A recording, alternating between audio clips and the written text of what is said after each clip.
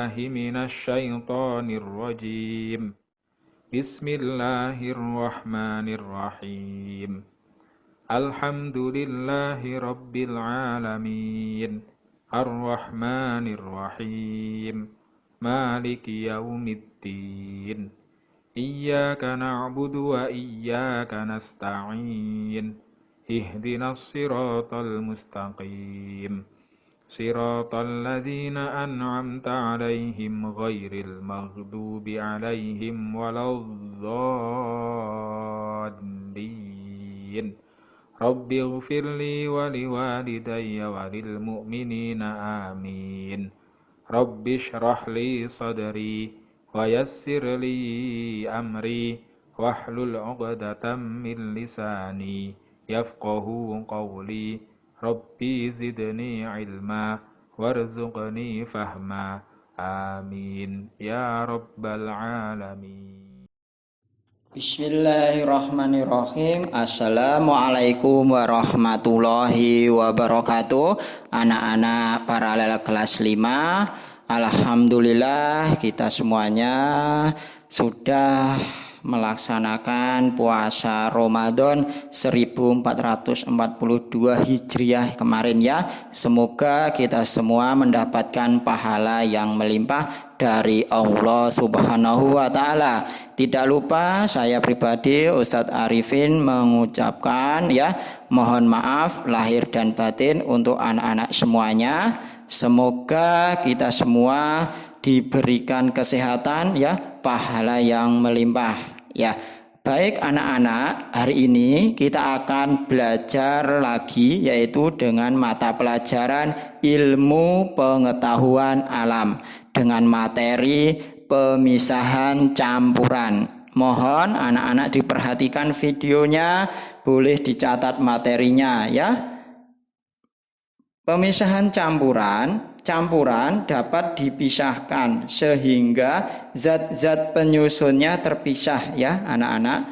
Ada beberapa cara untuk memisahkan campuran, antara lain dengan pertama yaitu penyaringan nanti, terus pengendapan dan pengkristalan. Nah, 3 pemisahan campuran ini kita akan bahas di dalam video pembelajaran ini.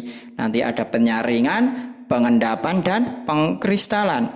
Oke, langsung saja. Yang pertama anak-anak adalah pemisahan campuran dengan cara penyaringan. Mohon diperhatikan penyaringan ya. Pemisahan campuran dengan cara penyaringan berdasarkan perbedaan ukuran zat yang ada di dalam campuran. Proses penyaringan biasanya dilakukan menggunakan alat untuk memisahkan kedua zat yang berbeda ukuran tersebut.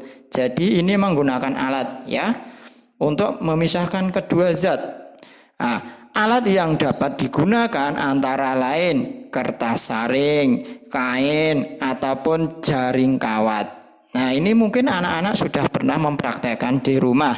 Lah, zat hasil penyaringan disebut filtrat. Nah, diingat-ingat, filtrat itu apa? Zat hasil penyaringan. Sedangkan zat sisa penyaringan yang tertampung di dalam alat pemisah disebut dengan residu atau endapan. Contoh penyaringan adalah penyaringan air kopi dan penyaringan air dari sumber air untuk memperoleh air bersih. Nah, di tempat Ustadz di Kabupaten Klaten, tepatnya di Cokrotulung itu ada itu anak-anak pabrik aqua. Jadi airnya disaring sebaik mungkin supaya mendapatkan air yang bersih.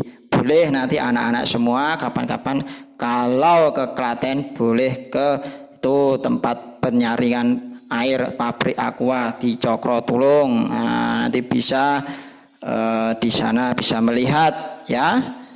Lanjut, ini ada gambar air kopi biasanya disaring untuk mendapatkan kopi yang bebas ampas endapan. Nah, ini penyaringan air kopi ya. Tuh dilihat gambarnya. Terus ini ada penyaringan air di suatu perusahaan dilakukan untuk memenuhi kebutuhan air bersih ya, seperti yang saya sampaikan tadi. Ini seperti di pabrik aqua itu. Nah, jadi airnya disaring supaya mendapatkan air yang bersih, yang bisa kita konsumsi sehari-hari. Nah, itu. Setelah penyaringan, yang kedua ada pengendapan. Nah, perhatikan, sekarang ke pengendapan ya, kita akan membahas ini. Pengendapan ini ya, pemisahan campuran dengan cara pengendapan dilakukan jika suatu zat dicampurkan dengan zat cair. Pengendapan didasarkan pada perbedaan massa zat yang ada di dalam campuran. Pengendapan dilakukan dengan mendiamkan campuran selama beberapa lama hingga terpisah dua bagian yang memiliki massa yang berbeda. Contohnya ini, pengendapan adalah pemisahan air dengan minyak dan pemisahan tanah dalam air tanah. Nah, ini perhatikan gambarnya ini. Contoh pengendapan anak-anak. Lama-kelamaan kandungan di dalam akan mengendap di dasar wadah. Nah, itu mengendap ya. Contoh pengendapan gambarnya itu seperti itu. Nah, terus yang ketiga ada penguapan. Nah, penguapan itu apa? Penguapan adalah pemisahan campuran yang dilakukan untuk memisahkan campuran padat dan cair dengan cara menguapkan. Nah, namanya saja penguapan, berarti dengan cara menguapkan zat cairnya.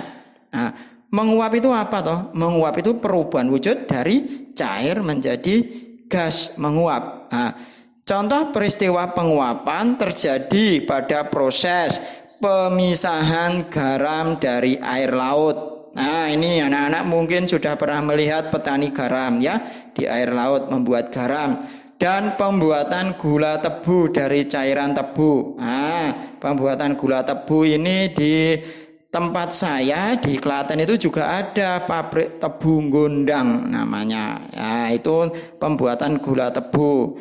Oleh karena pada pembuatan garam hasilnya berupa kristal garam, maka proses pemisahan garam dari air laut disebut juga proses pengkristalan. Nah, diingat-ingat ya, contohnya ini. Pengkristalan itu proses pemisahan garam, contohnya proses pemisahan garam dari air laut.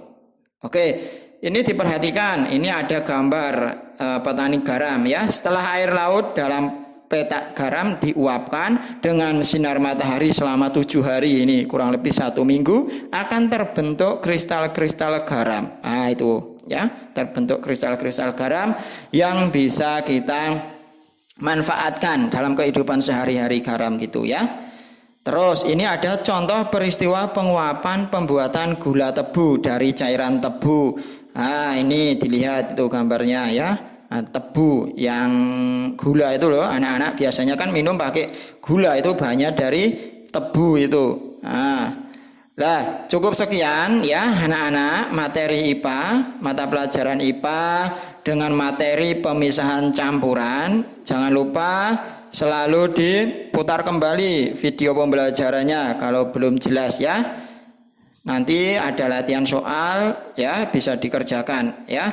Sekian dulu ya anak-anak. Semoga bermanfaat. Ustadz cukupkan. Wabillahi taufik wal hidayah. Assalamualaikum warahmatullahi wabarakatuh.